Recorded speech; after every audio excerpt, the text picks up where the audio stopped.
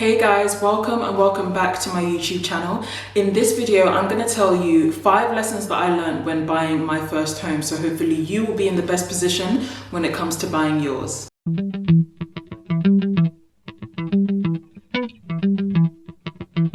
So to provide a bit of background, I recently bought a 2-bedroom flat in the Kent/London area of Bexley using the Help to Buy equity loan scheme, and I just wanted to share a few thoughts, share a few lessons as part of my process so that hopefully you guys will learn from me and you will be in the best position available when it comes to buying your first home. So get your notepad, get your pen, get a cup of tea, and let's get started. Now, the first thing that I would recommend personally is that you should consider getting a mortgage broker.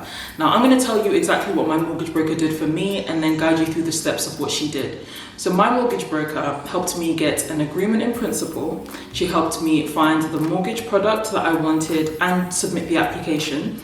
She helped me with the Help to Buy equity application, giving me an idea of when things were submitted and when things were expected. And then she also helped me get a life insurance and income protection quote that I ended up using and going forward through after I completed on my purchase. Oh, and she also helped me get a home insurance quote. So those are 5 things that she helped me do throughout my mortgage application process that was just done through one person. It was super helpful, super simple to go through that knowing that somebody was on my side. Now, the mortgage broker I had chosen was actually based on the seller. So the sellers had a recommended broker that they required you to go through for the initial process, but I didn't actually have to go with that broker if I didn't want to. But I spoke to her on the phone. She was super helpful, super friendly, and I felt like I could trust her. So I decided to go with her anyway. So the way it started was that she helped me get an agreement in principle. She gave me an idea of the mortgage products that were available to me, especially using the Help to Buy equity scheme.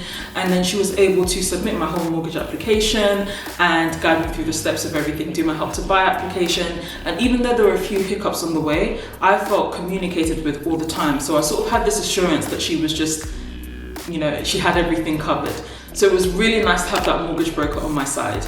Now, another reason why I would highly recommend getting a mortgage broker is just that they can tell you what is available to you and what sort of mortgage that you could apply for that you're likely to get accepted with. As a first-time buyer, there's chances that you may not necessarily have the longest credit history. There may be some things on your file and that might just be great to have somebody look at your information and think, okay, let's go with Halifax, or let's go with Barclays, or let's go with Nationwide.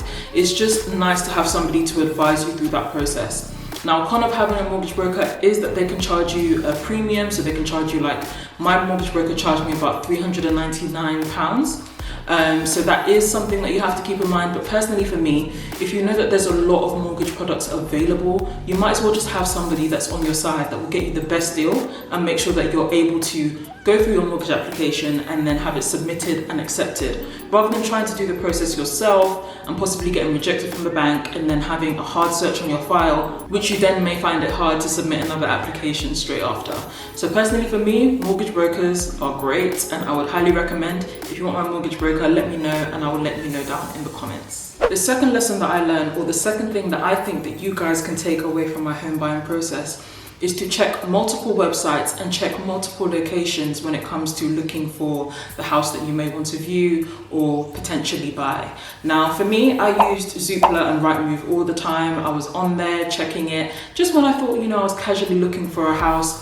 But one thing I realized was that I shouldn't have relied on those 2 websites alone, because when I ended up finding my flat, it was actually on primelocation.com, which is something that, I don't know, in my head I thought Prime Location was only for luxury penthouses and all this stuff, but it actually has a variety of houses on there.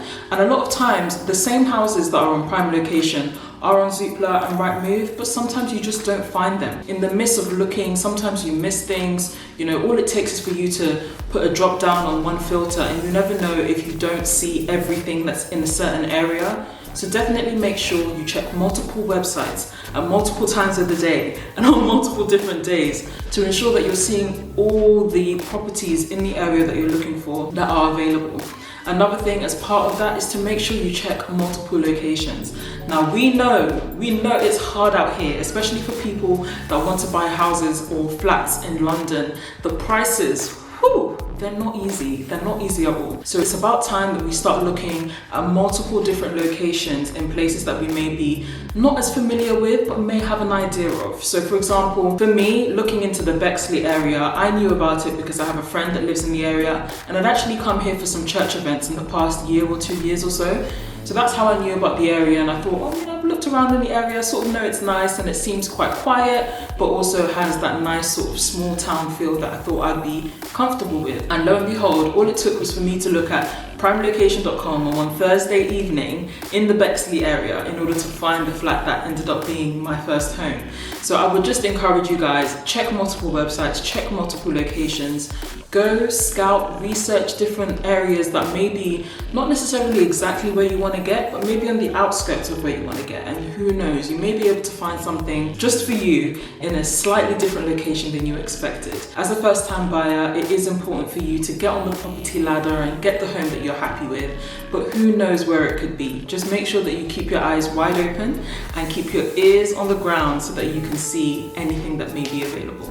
My third tip would be that leaseholds are not the most ideal situation when it comes to buying a house or a flat, but they can be a great first step to getting on the ladder.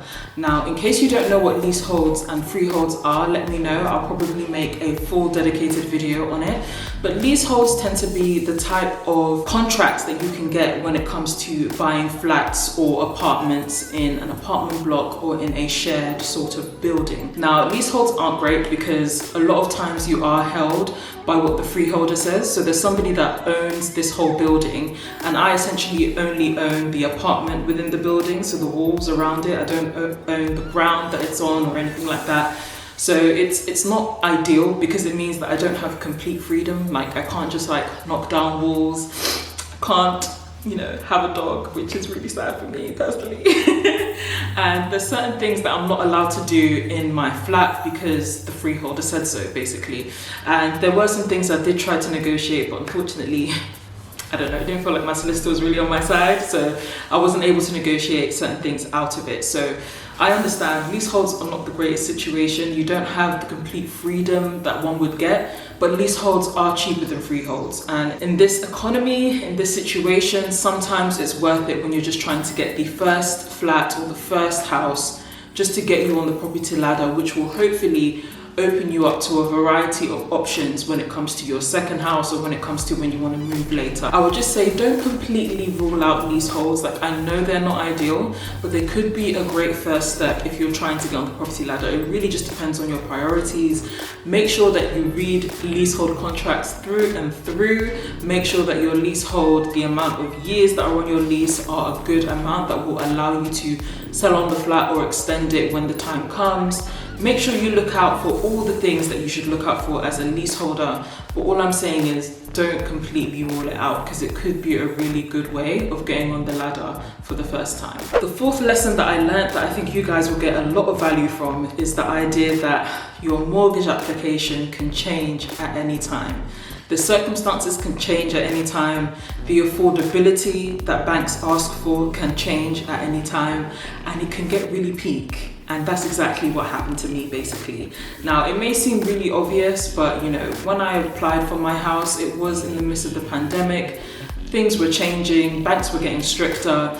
And so this was the reason why I was so happy to have a mortgage broker on my side, because they were able to communicate things to me very quickly, which meant that, you know, I could adapt to all the changes. But looking back on it, I could have been in a really, really tight situation if things hadn't exactly gone my way. Now, I am going to make a video about my mortgage process and my home buying process from start to finish. So make sure you subscribe if you want to know more details about that, like and subscribe and all that beautiful stuff.